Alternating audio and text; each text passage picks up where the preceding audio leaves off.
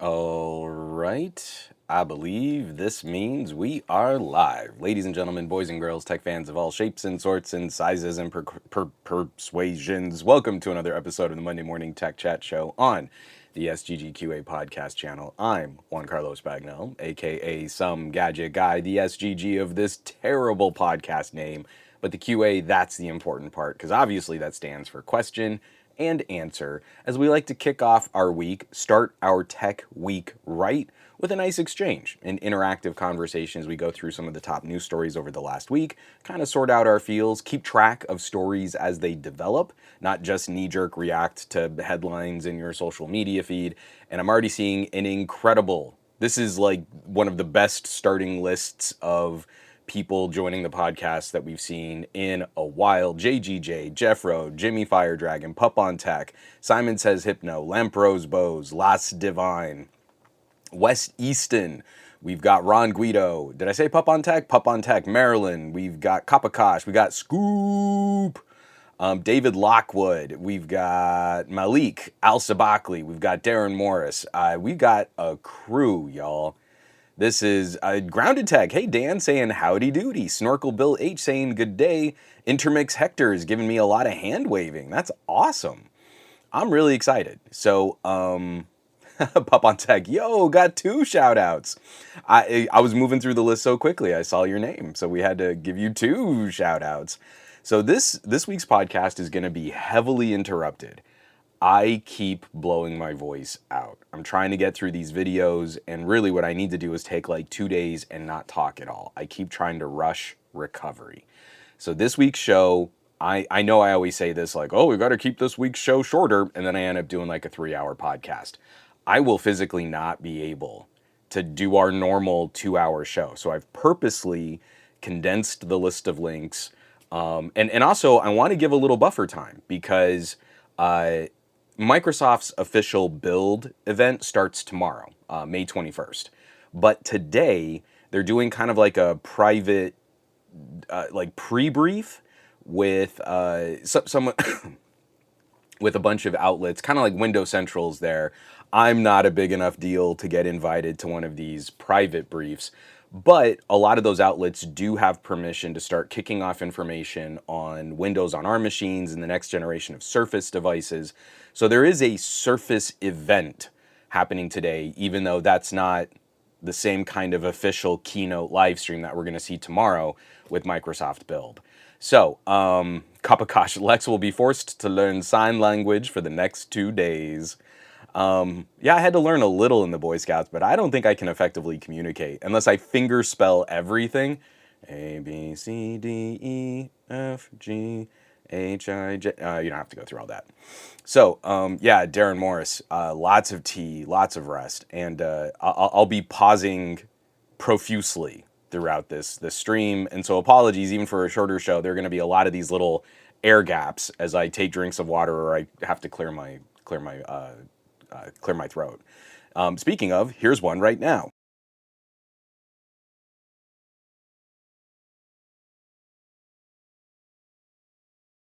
Woo! That one was close. Honey, lemon, and whiskey. Yeah. So what was it? Friday.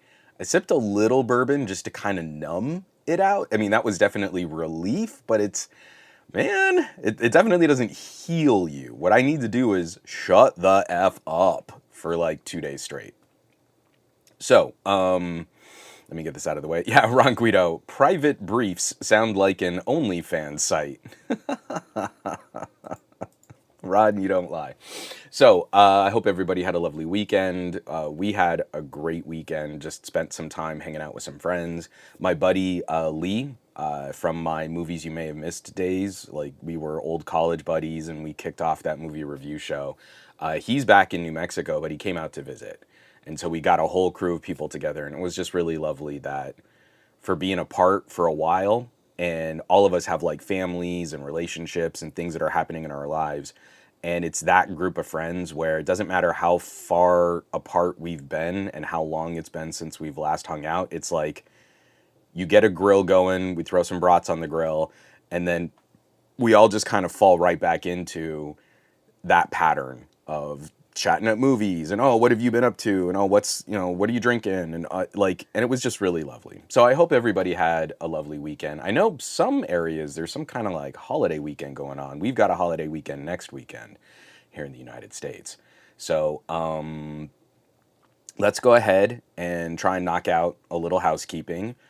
I had a deceptively busy week last week. I got a lot of little things out, just kind of chipping away at some of the bigger projects and bigger videos that I'm working on. But one of them is actually kind of an interesting internet mystery. Brum, brum, brum. I need like a soundboard. Yeah, see, like I've got the fanfare of glory trombone. I need an old school organ.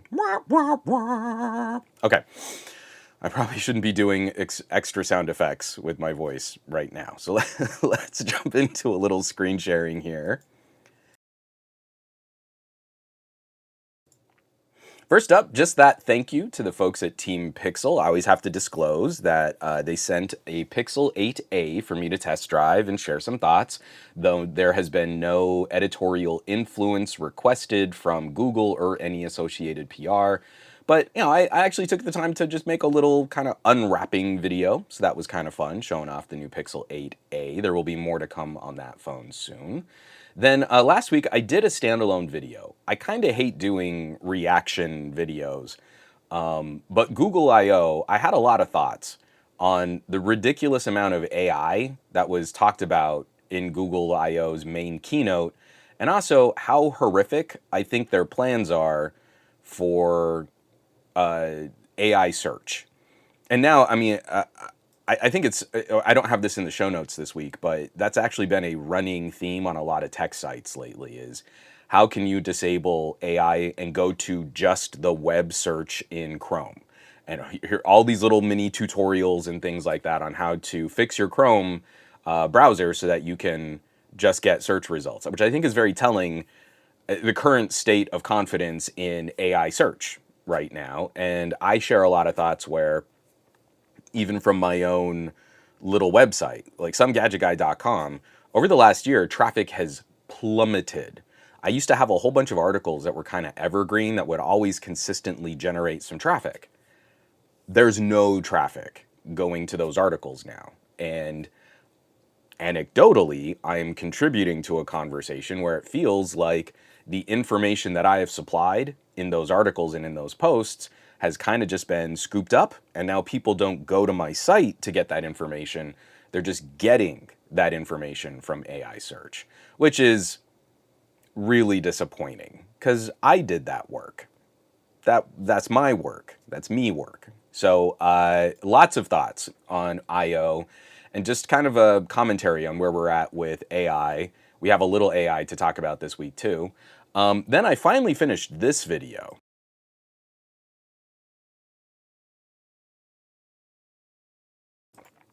This is, oh, excuse me. This is the Ace Magic AD08. And I am positive that y'all out there who have been following my channel and keeping up with my podcast are sick of me talking about Ace Magic by now. But Ace Magic sent me 2 systems that both flagged my malware scans, and I spent a lot of time trying to reset my testing protocol to better handle hardware that came to me with malware on it. And these systems are still available to purchase. They get largely positive reviews on shopping websites. They're now priced very aggressively, so when you're searching for an inexpensive PC, these are systems that are starting to creep up, that kind of chain of search results. And I feel it's important to continue contributing to that discussion. So this is my, besides the malware issue, final review. We're done. We're finished with these 2 Ace Magic systems now. But I published this video and it instantly died on YouTube. Like, I don't even think it's broken 1,000 views. I put a lot of work into it. I understand that it's a slightly older system now, but we're still talking about a machine with like a Core i9. So besides the malware, I also have a really critical question that I think is kind of important to answer on the video. This is for a mini PC and an older Intel Core i9. It's a 12th gen Core i9. Does that make sense? Does it make sense to put a 12th gen Intel Core i9 into a more expensive mini PC build? And when I'm looking at my performance results, when I'm looking at the power management, because the 12th gen Core i9, that's a thirsty chip, I'd really love to hear some audience feedback. Does it make sense to build a system with only the integrated graphics? You can't put a discrete GPU in this box. Does that make sense? And might there be alternative mini desktops? I'm leading that as a question. There are definitely alternative mini desktops that from a price to performance ratio might make more sense. So, we got, dang it, I was trying to catch that cough. We got JoJo's jumping in saying hey to Simon, hey everyone, hey Darren. We got Easy. What's up, peeps? Easy, the tech preacher, Easy Computer Solutions. Some fun folks in this chat. I'm really excited. This is going to be a fun show. Just wrapping up housekeeping here. I also did this video. I did this as a short. It's a minute long, and it just kicks off kind of a concerning internet mystery. My OnePlus 12 is one of my favorite all-time phones that I've ever reviewed. This phone is a banger. But a little while ago, I'm looking at my web browser on my computer, and it says my phone, I use Google Messages synced to a browser tab. I'm not using like Microsoft Link or anything like that. Just the basic browser interface. And it says your phone is using mobile data, so you might be incurring additional costs. And I'm on Mint. I have a really big bucket of data. I'm not Mint Unlimited. I actually don't need Mint Unlimited. But I'd like to be aware if my phone is using up extra data. So I pick up my phone, and it's on mobile data. So I go into my Wi-Fi settings, and it's trying to auto-connect to a network I've never seen before, a network called lowercase o Optimum. That's very concerning. So I go in and I forget that network. I've never connected to a network like this, so I don't know why a network like that would have been saved to auto-connect in the first place. But I forget it, then I delete it, and then when I scan for it, I can't find it again, even on other devices. I don't know what my phone was trying to connect to. So I think, okay, maybe it's just a goof, or maybe it's like, maybe I have a whole bunch of like hotel Wi-Fi in my phone. I delete all of those networks. Maybe just something got weird. I'm willing to just say it got weird. Well, a week ago, same thing happened again. Same Optimum network, and I'm looking for it, and like, what the heck is this? So I start searching, and there is almost no information. Apparently, Optimum is an internet service provider that I think mostly does business on the East Coast. I find one Reddit post that describes what I'm seeing on the OnePlus 12. So I made this little short, and now I've found 5 or 6 other people that have said, "Holy cow! I just noticed I was in this Airbnb and my phone just tried to auto connect to this network. I don't know what this is." So a little bit more information is coming out since publishing the short. And again, it's a minute long, and it kind of just did the description of what I just said right there. But I have reached out to OnePlus PR, and they've already replied to me saying, "Hey, we'll loop in some engineers. Give us a little time just to kind of see if we can figure out what's going on." And I'm hoping to get a reply tomorrow or Wednesday that then I can share. I can maybe also share on the Thursday show with TK and I. But if not, I'll also just do a little follow-up short to this too. But very concerning. I feel like Darren Morris sounds like a Stingray op. Juan, they found you. So there have been lots of jokes like that. Apparently, there's like a honeypot in my neighborhood, and someone is definitely trying to creep on our data networks. It's really it's freaky stuff, because again, we should have these tools in our mobile devices to kind of safeguard against that stuff. But speaking of OnePlus, I also wanted to put out this. This took a little bit longer to finish. I got weirdly emotional going back to revisit the OnePlus 8 Pro. Now, there's like a dividing line in tech geeks. There are people who kind of got off the OnePlus train on the OnePlus 7 Pro, and then there's a smaller contingent of nerds like me who really like what OnePlus did on the 8 and 9 Pro. I think peak OnePlus is OnePlus 9 Pro. I think that's been the best overall package of performance and camera features and technologies. OnePlus 9 Pro, to me, is the GOAT, with the OnePlus 12 being a very close second. But we just got news from OnePlus that they have wrapped up software support on the OnePlus 8 Pro. And I got it in my head, like, let's do an end of life. I don't do this for a lot of phones. I should have done this for the LG V60. That's the phone that really kept my SIM card from 2020. But firing this up, this is early access on the Patreon. I'll probably publish it on somegadgetguy.com later in the week. But OnePlus 8 Pro's last update, this hardware still has plenty of life left. And to spoil part of that article, phones from 2020, it's not that they're just not obsolete today. That's a weird double negative. They're not obsolete, but it's more than that. You can pick up a phone from 2020, a Galaxy S20, an LG V60, a OnePlus 8 Pro, and these phones are still current. They still offer up a competitive premium tier experience, and probably, and especially in terms of compute power, they're probably more current than a phone from 2022. The performance per watt and the battery life and the graphics processing, the stability of phones from 2020 makes them more desirable, in my opinion, than phones from 2022 with that terrible Snapdragon 8 Gen 1.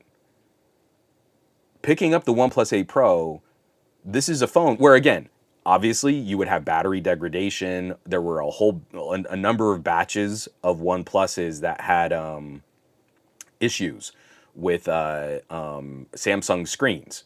Lots of people complaining, "Oh, my OnePlus has green lines," or "Oh, there's shadow crushing or green tint," or all those other issues. I don't know.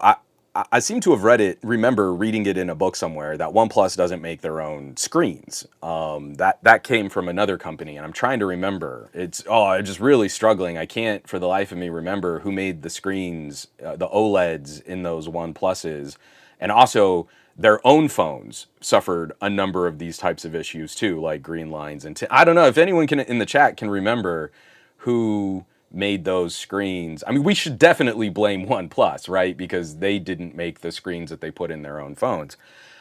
But my snarkiness notwithstanding, if you avoided green line and weird tint issues and your battery is still healthy, or you find a place that can do a battery replacement, this 4-year-old phone is an almost perfect template of what we consider to be a modern premium tier device.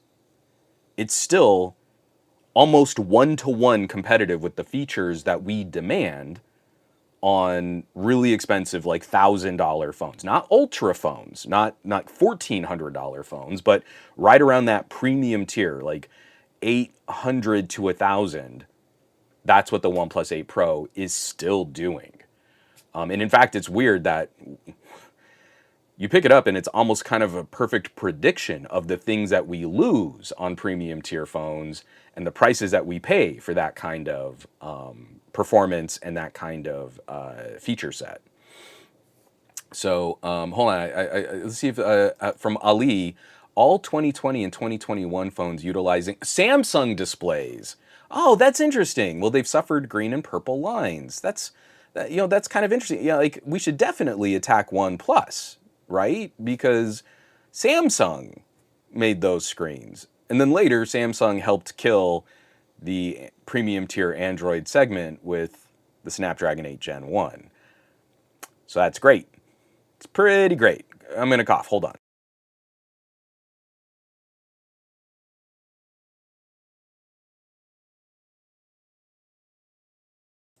So anyway, I have a long, rambling, kind of emotional editorial on that. And then also I did one other little short. It's mostly on Instagram, but I'm playing with the new GameSir X4 Aileron. I'm actually still not sure how I'm supposed to pronounce that, but it's this cute little controller giga. It's like to paraphrase one of my grandparents, that would just call things gigas, but it's this cute little collapsible controller setup that slots together. Actually, let me hold it closer to my face. And you snap each half onto a phone, and then when you're done, it snaps into this little carry form factor, and it's super cute. So I'll be putting out a review on that. I really like GameSir gear, but I'm not a big fan of backbone style controllers, especially for all of the phones that I have that have ludicrously large camera sensor bulges. The backbone style or flat pad collapsible style, those don't work. You can't keep your phone slotted in those. But this, as they're two separate pieces, seems to be doing a better job of snapping on to more of my phones. Even some of my phones that I keep in cases, it's been doing a better job. All right, so that's housekeeping. Oh, I actually do want to. I don't know if I can show this. I don't know if it's going to show properly on the on my screen share. But we had a family of owls nest in one of the trees right above our parking space in our condo complex. And Saturday night, I'm talking to Marie in the kitchen, and we hear this weird, like, rustling sound on our back patio. Now, we're slobs, and our back patio is kind of where we're temporarily storing stuff that we eventually will have to do a large item pickup, like some broken chairs and like a part of a bookshelf and like an old trash can. We're collecting it all so that we can do one big batch waste disposal pickup.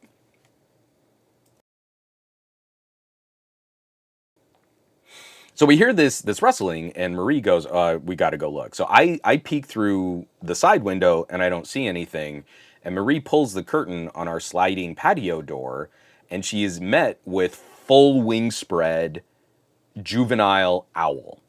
Now this is not a baby owl. This is a juvenile, but it's still bigger than an American football or bigger than a rugby ball.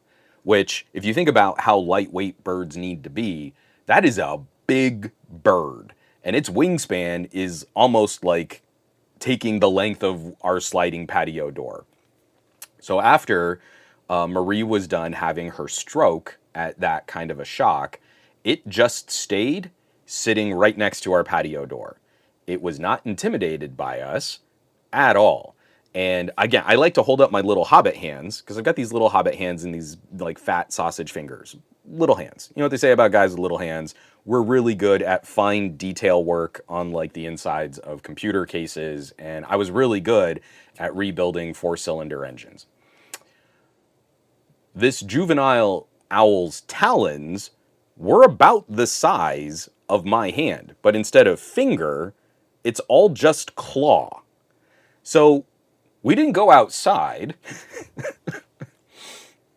We stayed inside, but we did. We were taking photos through a very dirty patio door, glass sliding door, and the screen was also locked too. So I'm prefacing all of this because I took a photo. I had the OnePlus 12 in my pocket. I fired up the telephoto sensor. It's just after dusk, so it's not dark, but it's very low light, kind of shadowed on our patio. And let me screen share this because I don't know if it's gonna show properly. This is the photo that I got out of the OnePlus 12's telephoto camera, and it's just stunning. This is through a dirty glass patio door and a dirty screen. And oh, you know what? And for folks right here, I'm gonna just temporarily move over the chat, and I'm shocked. Like, this came out so good, and you can see it's got all that like feathery down feathers. It's a little. It's not a baby, but it's a young owl, and it just stayed there, like staring us down and posing, and like we just had a very creepy bit of nature just show up on our back patio. It was pretty incredible. And Lex and Marie and I were just watching it like all night. I could also see it from my office window. I could look down and it would just kind of hop around. It stayed perched on my bicycle handlebars for most of the evening. Just kind of sitting there like, I own this whole patio now. And then we found its mom, because I said the owl nest is like right above our parking spot. Yesterday we saw the owl. It's a great horned owl. It's a big bird. Those things are huge, just staring at us as we're getting out of our car. So it was pretty freaky. Snorkel Bill, it's Duolingo. Oh, and Ali, yeah, the OnePlus 12. Ali says that's some incredible detail around the eye. The OnePlus 12 locked focus on its eye, nailed it, and you can see the structure of the iris and around the pupil. In a phone photo, through 2 layers of dirty door, I'm really impressed. It came out really, really well. So, all of the stories, all of the articles, everything we're going to talk about today, you can find on this week's show notes on somegadgetguy.com. And Dr. Claw, wireless charging sucks. Now, that's what I'm talking about. I've stopped wireless charging for a while now, and we're definitely going to be digging into that. Let me get a quick drink of coffee just to kind of soothe a bit and also hack up some phlegm. And then we've got a little bit of politics news and obviously some wireless charging news. And then I also want to owe a little time to talking about Microsoft AI and some predictions for Windows on ARM.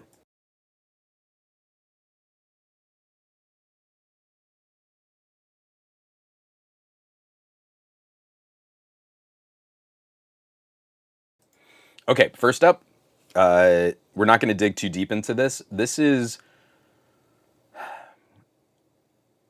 a very surprising story, not because of the time period that we're in, not because of the general trend in regulation. Sorry, we got to start off with politics, but we're not going to live here for very long. It was very surprising to me where this lawsuit was coming from, because this sounds like a wacky blue state attorney general, really anti-business, whatever kind of political lingo that you want to throw on this. This is I'm linking the official press release, not one of the articles or editorials, people pontificating on it. I just want you to read the actual complaint because it's a good complaint. Arizona, deep red state Arizona, is suing Amazon for, quote, unfair and deceptive business practices. Attorney General Chris Mays today announced that Arizona has sued Amazon, accusing the online giant of unfair and deceptive business practices under the Arizona Consumer Fraud Act and the Arizona Uniform State Antitrust Act. Boy, howdy, those are big loaded words in tech right now. So, this is just starting. We've got massive DOJ cases going on against Google and Amazon. We've got EU regulators going after all of the big tech companies. If this had been California, I think we all would have kind of rolled our eyes a bit like, oh, yeah, I mean, well, California, those wacky liberals. So this is one we really need to keep an eye on.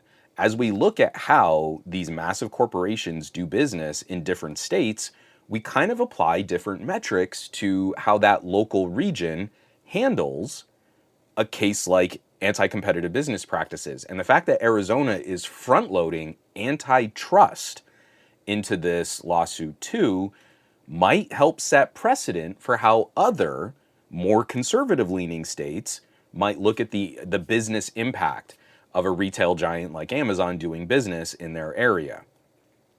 It won't happen, but my dream is that this type of regulatory action also kind of trickles over into companies like Target and Walmart. How do you go into a neighborhood, disrupt that neighborhood's economy, set up a massive complex, get everyone there to kind of only be able to do business with your entity, and then start economically depressing the people that work for your organization to the point that they have to be on food stamps and assistance and like state-run medical programs? It won't happen. But when we look at a state like Arizona positioning a lawsuit against Amazon, this is one I really think we need to keep an eye on. So if we get more news on this and like disclosures, the data that comes out of a lawsuit like this, because Amazon has so much proprietary information that we just never get insight into how Amazon works. It's through these lawsuits that we get the legal disclosures, and then we go, oh, well, actually, that's kind of scummy. Maybe I don't want to support them. Maybe I don't want to support that business practice. Just in our own home, Marie is 100%. We are canceling Amazon Prime as soon as our year is up. She was viscerally upset when they started adding ads. We were paying for a bunch of little like Amazon Prime Video subscription things that some of them we didn't really need to, but Amazon doesn't help you sort out what you're paying for.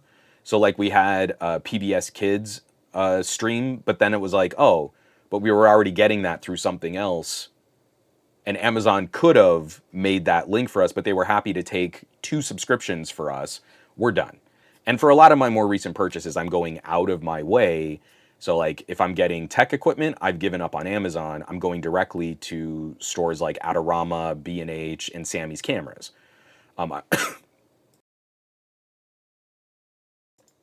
I was really sad. We covered this last week when Sam Ash closed their doors. So now, if there's like a way to do business with a specific focused retailer for that kind of product, I'm going there instead. That was I was actually just kind of rewarded for that, where I needed AAA rechargeable batteries, and the least expensive options that I could find that had a reputable name like Eneloops. One of the first reviews that I read was, I got a bunch of gray market fake Eneloops. I was like, I just don't want to have to mess with that. So I went to B&H, and it was actually $1 cheaper, just the shipping was slower. All right, let's do that. I'm paying for Amazon Prime, but it was $1 cheaper on B&H. Cool. Cool, cool, cool, cool, cool, cool, cool.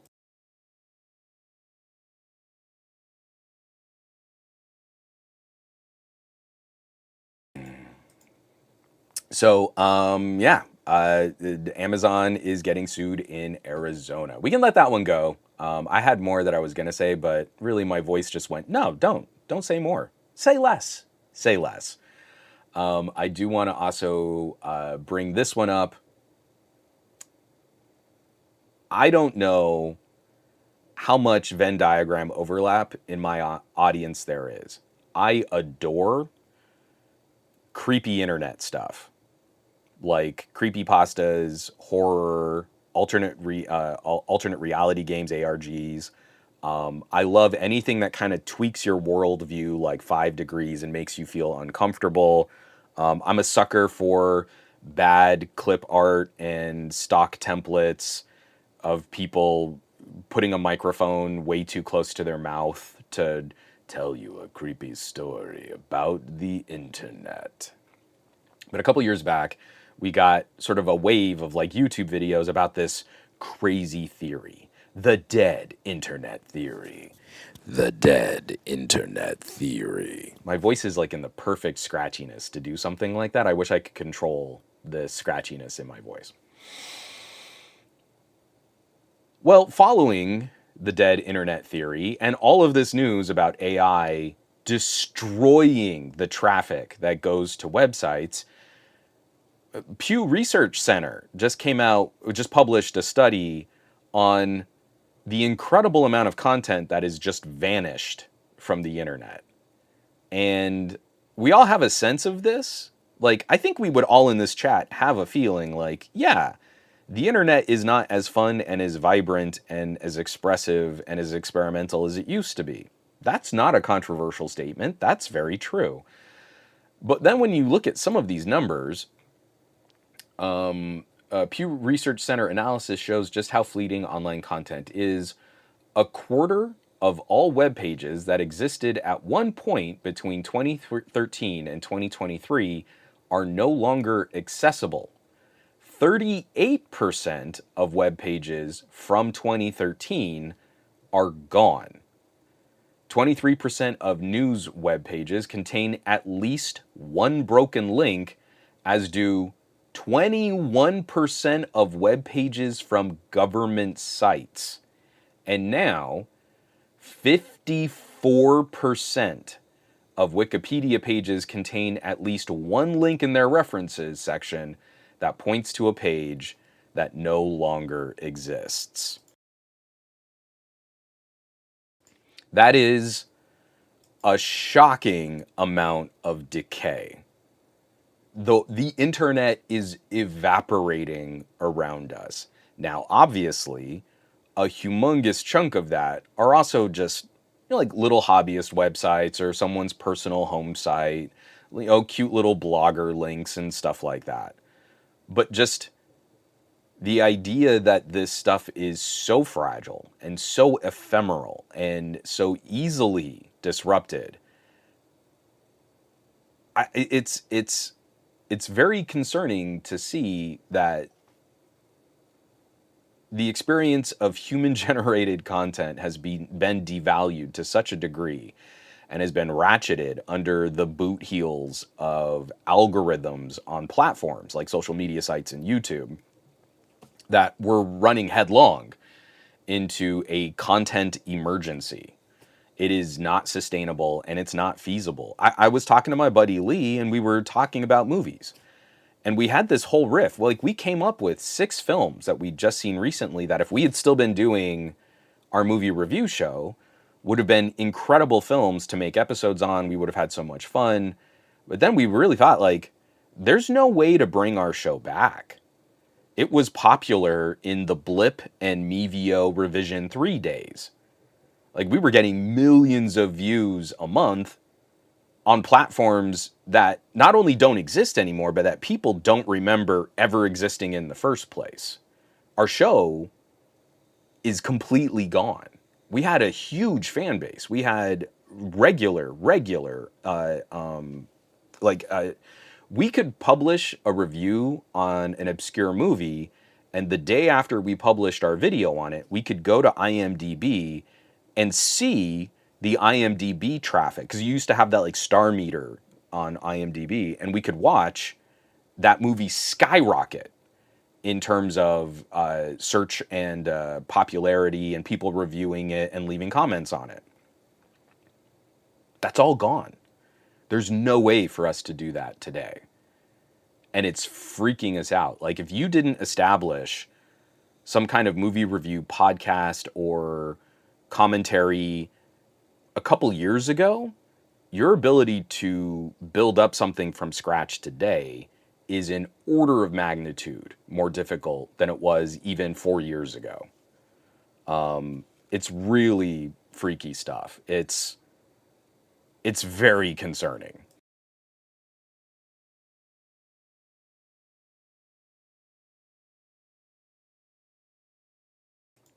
Yeah. And JGJ, like, we don't understand how fragile this content is. Sort of like the rights to certain series, cough, cough, the Drew Carey Show, cough, cough. What was the other one that I just recently... Oh, God, there's a movie that I really wanted to see, and it's not on streaming. I can't remember what it is. But again, it's like a movie was made, it was on DVD, it got a limited Blu-ray release, and then it just disappears. And now the rights for it are just gone. And no one can stream it, and no one can watch it, and you have to troll through like used DVDs at outrageous prices to try and get it. It's insane. And again, I don't think people, especially if you're closer to my age, you remember like learning the Dewey Decimal System in the card catalog at your local library when you were a little kid. We have this idea that like something is made and then it kind of exists forever. But that's not true. It's not true with books. It's not true with music. It's not true with like vinyl and cassette and CDs. But internet, so much more fragile and so much easier for it to completely evaporate. So I would really appreciate folks reading through this Pew Research just to kind of get a handle on when you hear your favorite content creators sort of indicating that they're getting burnt out. When you see channels just stop producing, or someone pivots because they're looking at a very different kind of audience and there's no way for them to build a new channel. But they had this following, and maybe some of their followers will follow them over to this new content instead. Like, I can't make videos about mini PCs. YouTube only rewards my channel when I make divisive videos about smartphones. Like, when I'm actively trying to pick a fight, I get a ton of traffic. But I don't want to do that. I want to talk about Windows on ARM and laptops and mini PCs and all these really cool computers that are on my desk right now, in addition to reviewing some smartphones. Can't do it. That channel is too broad. What I should really do is make a whole separate channel to talk about laptops and a whole other separate channel to talk about desktops. And then I should probably have a third channel in there, talk about PC components if you want to build your own computer. That's how stupid YouTube is getting with all of this stuff. So, oh yeah. Yeah, this is driving me crazy too, Ken. Here in liberal Seattle, we shun big companies like Walmart and Comcast, yet Amazon and CenturyLink are so prevalent here. It doesn't seem competitive moving from one big corporation to another. It's the illusion of competition. It's not actual competition. Oh, and JGJ, do Linux mentions get more buzz than mini PCs? Not through YouTube. If you built your channel a couple years ago on Linux, then YouTube will pair you with people who are interested in Linux PCs. If I talk about Linux, YouTube goes, oh, well, we put your Linux video under the nose of someone who's super into Samsung Galaxy phones, and they didn't watch the whole video, so no one else on YouTube gets to see your video. If I do a video on Linux, it's dead. It is instant, total, no one will ever see that video. If I do a video talking about malware on the 8008, and I also employ a security expert, Shannon Morse Snubs, to talk about best practices for securing your network, I might get, I don't know what, 2,500 views over 3 videos. That's it. I can't sustain making videos on that kind of content. YouTube is actively destroying my channel when I don't stay in this very narrowly defined lane. So, yeah, YouTube could look at that video and they know the content of that video and they've scanned the language of that video, and they could say, well, let's try this out with an audience of people that watch mini PC videos. But YouTube isn't interested in that. YouTube doesn't want to build on top of your audience. They want you to bring audience to YouTube. So if I can't do that, then YouTube says my videos are not valuable enough to promote, to show up in search, or to share even with my other subscribers. Whatever they want to say about the algorithm, it's based often on how many of your videos show up in the watch history of people that let YouTube watch everything that they do. And also a big chunk of my audience probably turns off that kind of video tracking.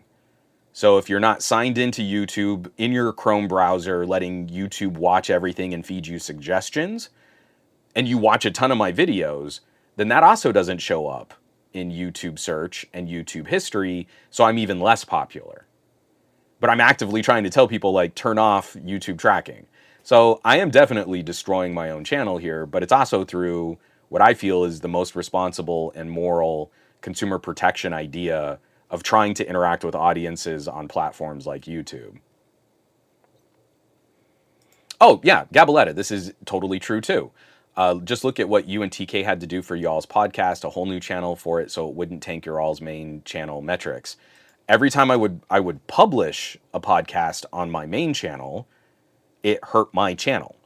Unless I had like a 2-hour video that had like 90% retention, but that never happens, it's bad for my channel. So my follow-up videos would all be significantly underperform until I had kind of built up a bunch of people checking out my videos over the week, and then I would hit the next podcast release and it was like I got reset all over again. So yeah, YouTube is awful right now.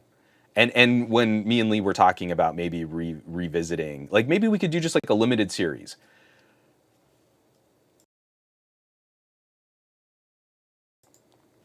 I think maybe in 2028, which is the 10-year, the 20-year anniversary of when we started Movies You May Have Missed. We started it at the very, very end of 2028. Maybe what we'll do is sort of a cheeky revisit. This is the most popular movie review show that no one can remember. And we have 150 episodes of the original show. Maybe put all those up on archive and then just start like spamming them. Like, oh, hey, this is a wacky thing. And then do like a limited run of individual videos. But putting them on YouTube means insta death. Like I'm actively looking at like how can we publish, promote, and popularize that kind of content off of a platform like YouTube. And I'm even more dubious that over the next 4 years of AI search, that's going to be possible. So I don't know what to do. We have to, I think we just have to give up on the internet being a platform for discovery. And instead, if we can share individually, literally like passing this person to person to person to person, and that's the only way to make a community again, I don't know. It's pretty horrific, especially in light of just how much content has evaporated off of the internet.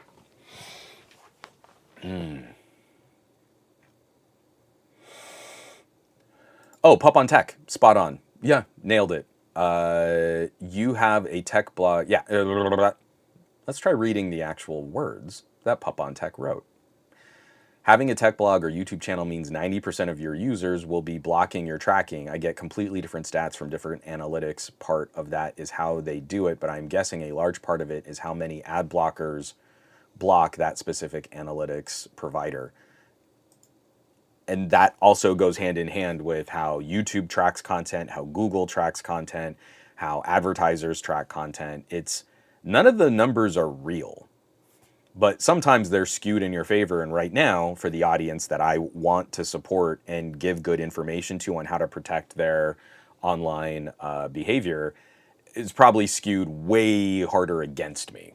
But, you know, you do what you can. One quick drink of coffee here.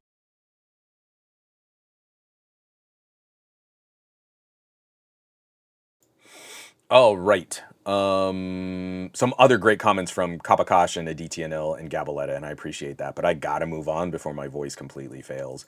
Just another cute little tidbit to keep an eye on. This is, again, I'm sharing directly from the sources here, not from websites doing analysis or editorial. Upstreaming Linux kernel support for the Snapdragon X Elite. Now, JGJ, I just mentioned Linux, which means any kind of active Google or YouTube tracking on this video will now cause the performance of this video to plummet. I'm really excited about this because here's my medium-term outlook on ARM PCs. I feel phones and tablets and like little mini gaming portables. Oh, it's over here.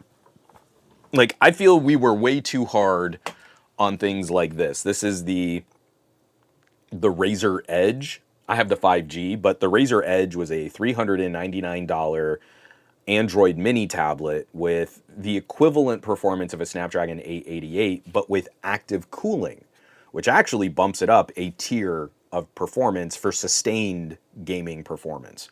And you could start this at $399, and it comes with this little backbone style controller, Snap-on controller. And it came out, a bunch of people complained, it's way too expensive. You can kind of get a starter Steam Deck for the same price. But there really isn't anything this thin, this sleek, and this powerful. Like, this closes in on that Nintendo Switch style hardware experience, but it's more powerful than a Nintendo Switch. And it comes with the little Snap-on controller assembly, and you can pop this off and use it as a cute little media tablet. What's lacking isn't the hardware. And honestly, depending on what games you like to play, what's lacking isn't the software, especially if you're into emulation. I don't talk about things like Switch emulation very much, but even going back to like 16-bit era, N64 era,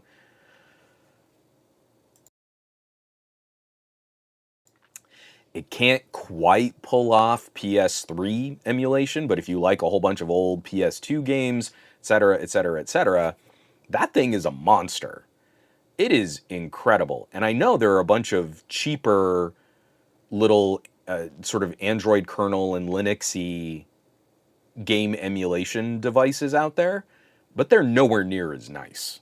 I got my wife like a little Game Boy form factor one, and it's cute, and it's perfect for the types of games. Like, she likes to play old school Tetris and Super Mario, like Nintendo era.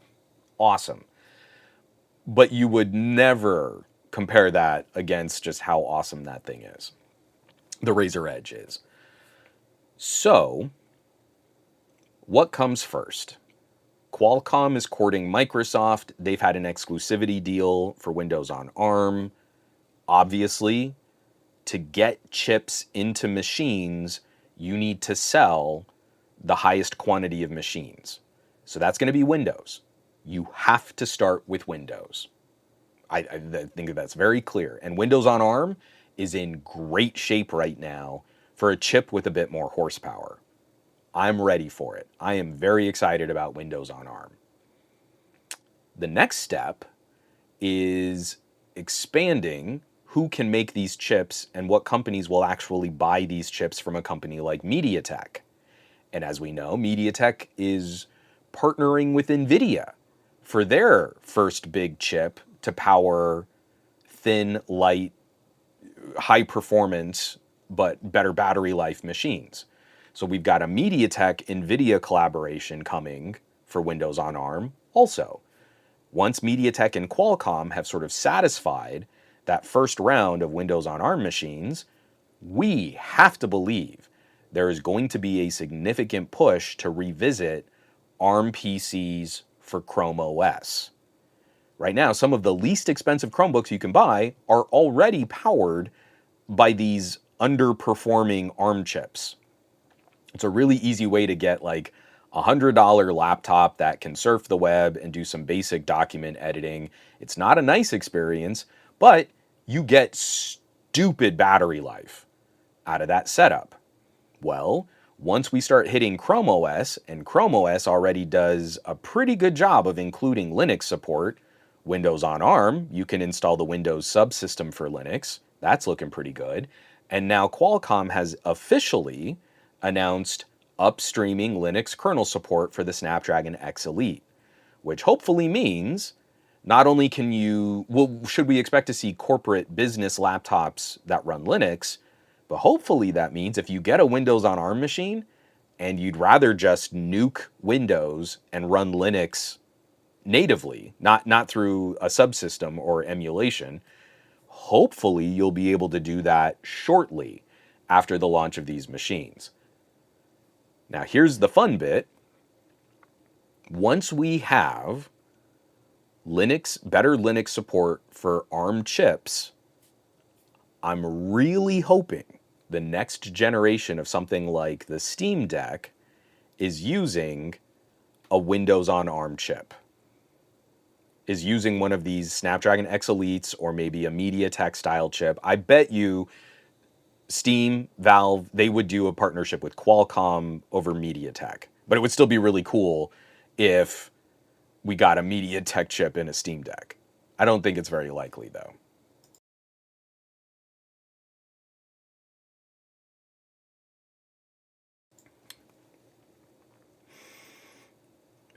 So Linux gaming has been exploding lately because of products like the Steam Deck.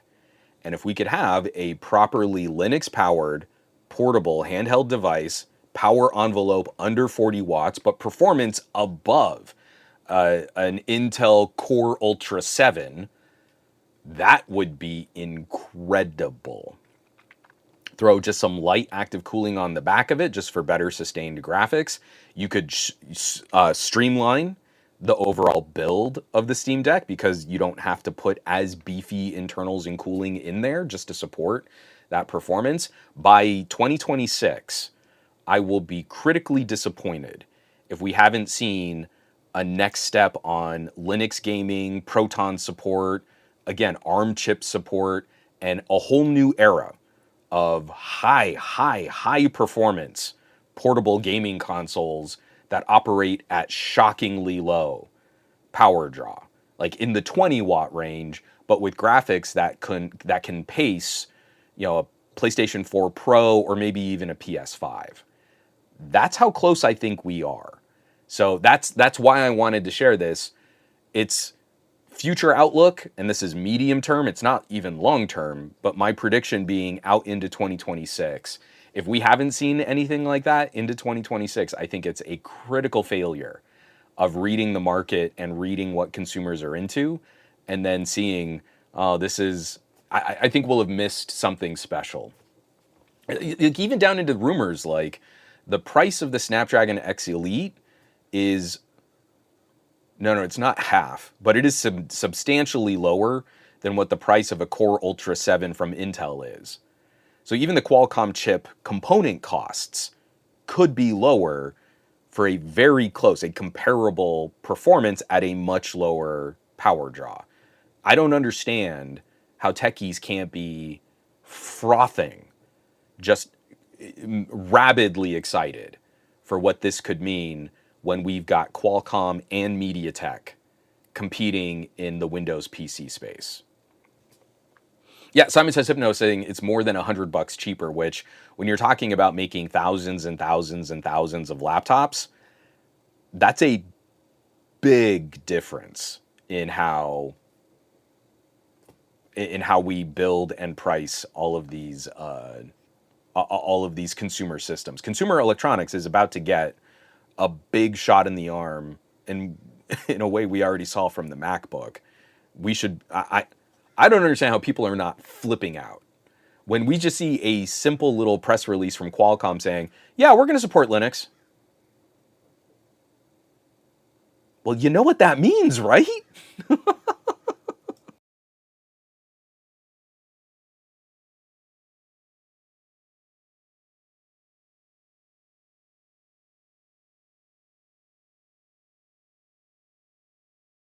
Okay, so this next one is just I kind of dislocated my left shoulder because I read this headline and I was just patting myself on the back so hard out of so much deep, rich appreciation for how clever I am that it just popped my left shoulder directly out of the socket. I mean, it was pretty intense because like I'm a pretty smart guy and I don't think I credit myself enough with how prescient and how intelligent, I mean also just how charming I am when I tell people that they're doing things wrong on the internet. Basically, not only was I right, and not only have I been right for a long period of time, but I was also so right that I actually could have been even more smug about it. But I wasn't, because I'm kind of the most humble guy I know. So I'm sorry, this is the worst setup to this article. I want to start. Ricky, the YouTube tech guy, and I did a little showdown. We did a part one and a part two, comparing and contrasting the current flavor of wireless charging with magnets against actual real fast charging. And so our demo units in this showdown were a Galaxy S24 Ultra against a OnePlus 12. And I will admit, I was very happy to see that Samsung specifically has done. Dang it, I almost caught that cough. Hold on, let me just clear one more time.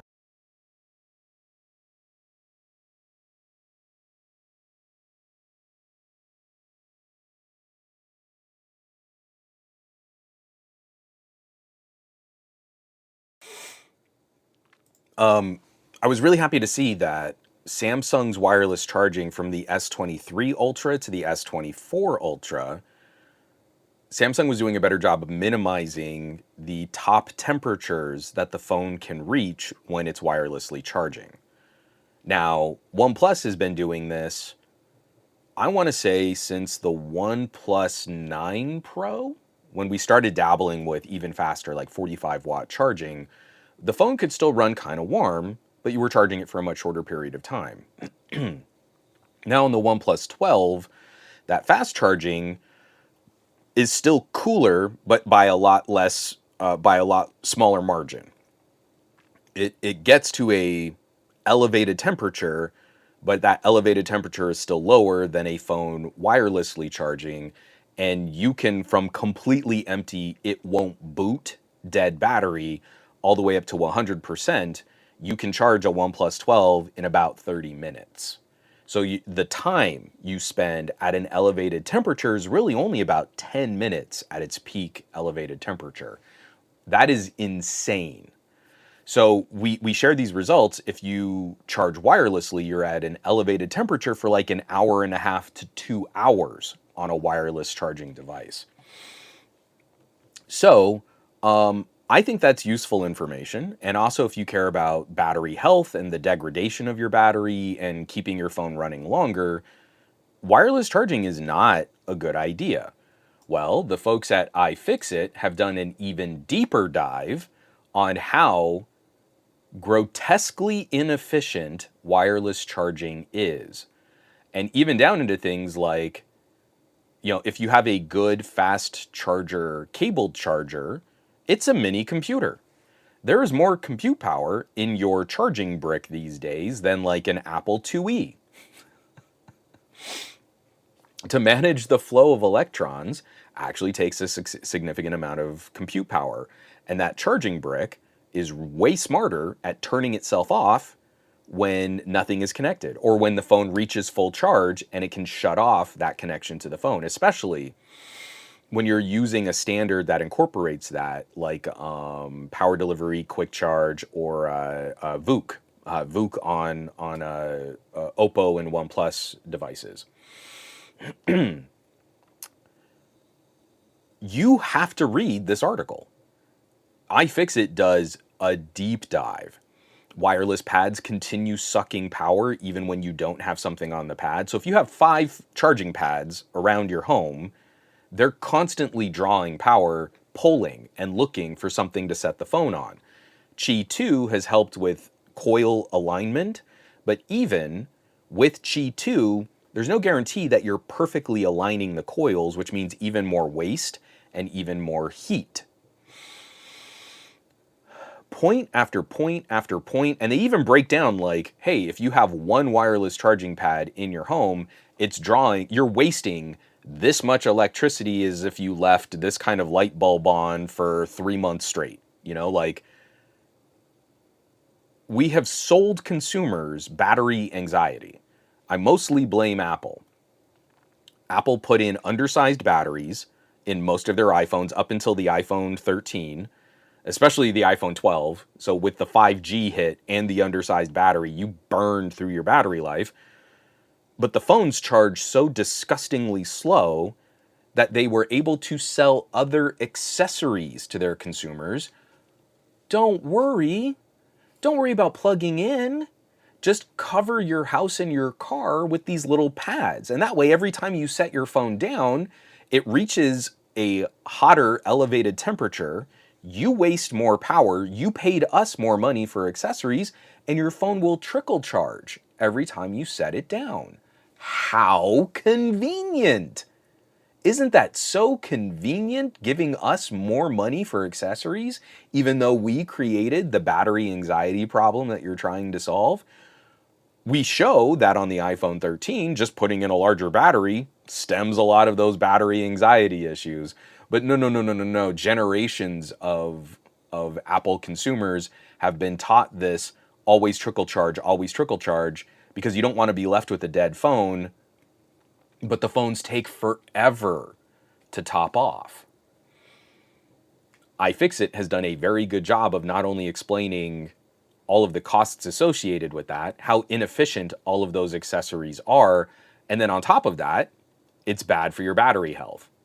Something we've been saying for a long period of time. I've made numerous videos about it. I did the showdown with Ricky. I feel very validated. I feel vindicated. Wireless charging is bad for you, bad for your phone, bad for your electricity costs, bad for the environment, bad for e-waste and additional accessories you need to purchase on top of power bricks and cables. And the more you invest in that infrastructure, the harder you are actually hit for things like your energy consumption. It is not a great perk. I understand people, well, I want to have less wear and tear on my USB-C port. Okay, I get it. You have to sacrifice and pay more and understand the entire gadget ecosystem of costs that go into plugging in your phone on the USB-C once every other day. If you have real actual fast charging on a big battery, I can kind of get about a day and a half on my OnePlus 12 out of my use. Constantly running the camera, constantly listening to audio. And then when I plug in, it's like for 15 minutes. So if I can keep that window of like 20% to 80% battery, that's about a day plus for me. And I get that in 15 minutes. So why would I ever buy increasingly expensive wireless charging pads and put them all over my house, constantly sucking electricity, when even the expensive OnePlus charger is like $40? And that also has support for power delivery and quick charge, and I can charge my laptop off of it. Can't charge my laptop on a cheap pad. The only time, it's like wireless charging becomes one of those things where it's kind of nice to have in an emergency. There's no other way for me to charge this phone except to set it on a wireless charging pad in a coffee shop, and I just happen to find one. Or this is a kind of a nice place for me to, or the reverse. I will give you reverse wireless charging can be handy when your earbuds are totally dead. Then you can put your earbuds on your phone and you're sacrificing your phone's battery and battery health for that instance of charging your earbuds.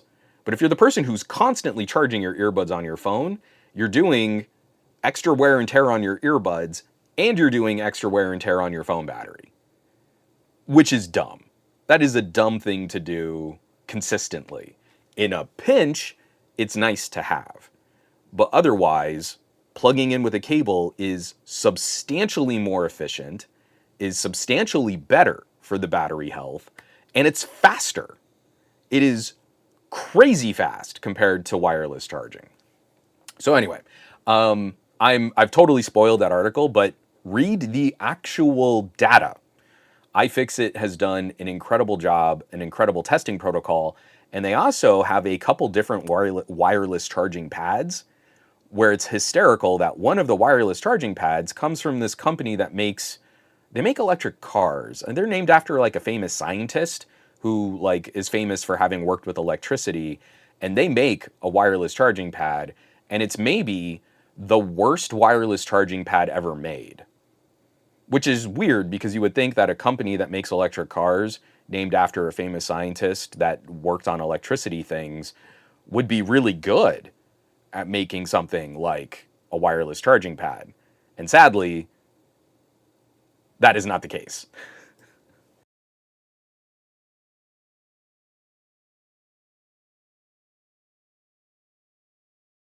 Ugh. All right, so I think we're gonna start kind of closing this down. One of the reasons why I wanted to also shorten this week's show is I think we are getting close to the blogs and the outlets that are going to be looking at Microsoft's reveal of the new Surface line, and I kind of want to go and watch some of those live streams and live blogs too. But as we wrap up Microsoft, Build is around the corner. Build starts tomorrow. Windows on ARM PCs are being revealed today. I am very bearish on AI, data center driven cloud AI. And increasingly, we're not doing a good enough job of regulating this space and examining the business practices of these companies and reining in the impact on regional areas and the environment. Well, let me clear my voice one more time. We're almost done. We're almost done, I promise. So sharing one last news link as we send this off to have Microsoft impress us with all of their new AI and data centers. This coming out of a number of outlets, but I caught it first on Bloomberg. Microsoft's AI push imperils climate goal as carbon emissions jump 30%. This is written up by Akshat Rathi and Dinah Bass over at Bloomberg. The company's goal to be carbon negative by 2030 is harder to reach. But President Brad Smith says the good AI can do for the world will outweigh its environmental impact. That is a load of BS. Microsoft committed to being carbon negative, their emissions and their power draw and their water usage carbon negative by 2030. Year over year, as they've been dumping more money into data centers and expanding their AI play here, their carbon emissions have jumped 30%.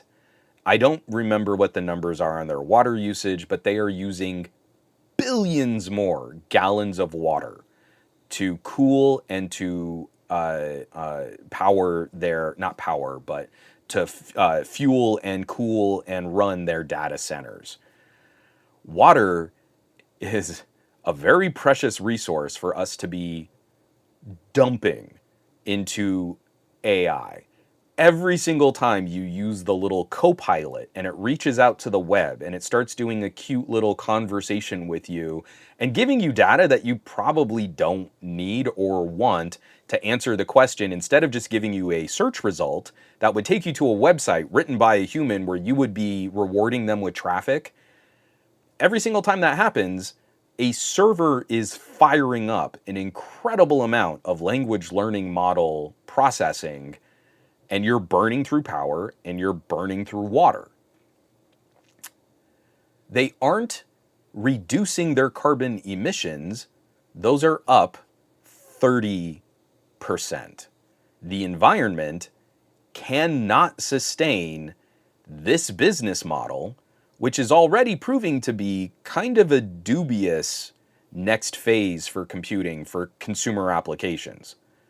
There is, I think, a lot of value in using a targeted approach to data centers to train new models that then live on devices powered by significantly more efficient but smaller models on little MPUs on our PCs.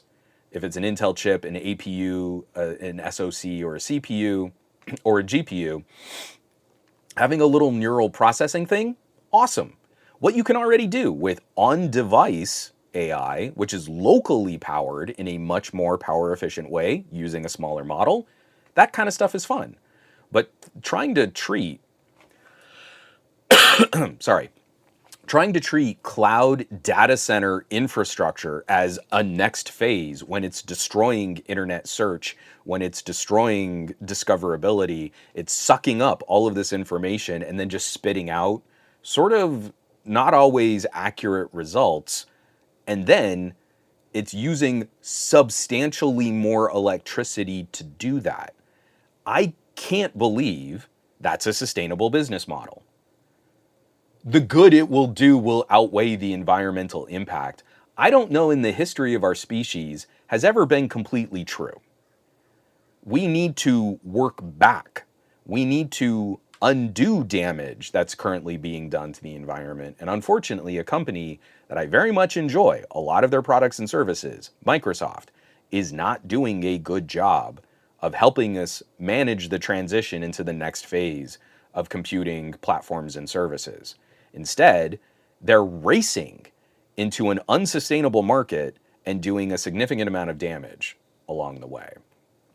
So when I say I am very anxious and I'm super excited about Windows on ARM, one of the reasons why is because I want to see consumer AI applications, I want to see on-device win as the primary method that people interact with smaller language learning models. When you train the model, you still need a big data center. To make everything cloud, you need tons of data centers. When you make everything a server-side process like Google's doing, you need a lot more data centers. So it's cute that Google will go up during Google I/O and say, oh, but our servers are water-cooled. It's a closed loop. We use less water. On the rack, the data center itself is still consuming a horrific amount of electricity and a horrific amount of water, and you're building more of those data centers. So that's not okay. So I want to see crazy cool improvements to SoCs, to CPUs and GPUs. I want to see this neural processing core development. I want to see what we can do for on-device computing. And then from there, we can start to undo some of this damage. But it's like, we've already been complaining about the climate crisis and watching insane weather events, and just humanity is in for some very rough couple of decades. And instead of trying to make it better, we've got companies like Microsoft and Google and Amazon. Apple is going to be joining this soon too. Meta and Facebook. They're actively making it all worse. So, on that kind of a bummer, I'm going to go ahead and wrap this up so we can go and geek out over some Surface laptops. I'm very excited to see Windows on ARM because of everything that I just said, but also because less electricity, higher performance, that's the future. If we're going to survive as a species, we need to actually vote with our wallets on more environmentally friendly methods of high performance computing. So thank you everybody who joined in. This was an incredible chat, and I'm really sorry that I couldn't engage a bit more, but it's like every time I tried to read through more comments, my voice was just gonna erupt into another coughing fit again. Please support these great journalists and editorialists that are sharing good information on new Microsoft products and services. Don't just Bing search it for Microsoft Copilot to spit out a regurgitation of what Windows Central actually wrote and published and promoted. Try to reward the actual humans with some traffic, and in ways that Google might notice so that web traffic can tick up again. Folks, this was really fun. And again, a huge thank you to everybody who stuck with the stream with me, constantly pausing and coughing into my microphone. We're gonna do a stream, TK and I, later in the week, probably Thursday. We might have a Friday morning stream. We've actually been talking about how late we go in the evenings on Thursdays, and I know we have a lot of people who watch it in different time zones. So it might be a Friday morning stream. We'll have to see. But throughout the week, we've got Kimmy, we've got Gadget Goddess on Tuesdays. We've got Eric. We had Tech Preacher here in the chat, just jumping in. Easy Computer Solutions. So that was that was really happy to see. So he'll be streaming on Wednesday. I don't know if Ike is back yet. I know Ike was going through some stuff, but I loved seeing his face on Thursdays. TK and I will be streaming either Thursday or Friday. We've got LaShawn. We've got Nomad Tech. They stream over the weekend. Jeff, if you're not, treating your ears with kindness, you can always hang out with Jeff and get the full scoop on earbuds and audio and music. There's just so many amazing people that are producing content over the week.